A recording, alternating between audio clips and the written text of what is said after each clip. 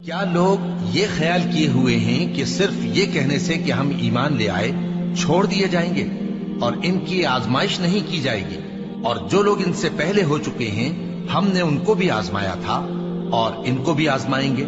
सो अल्लाह उनको जरूर मालूम करेगा जो अपने ईमान में सच्चे हैं और उनको भी जो झूठे हैं। क्या वो लोग जो बुरे काम करते हैं ये समझे हुए हैं कि ये हमारे काबू से निकल जाएंगे? जो फैसला ये करते हैं बुरा है।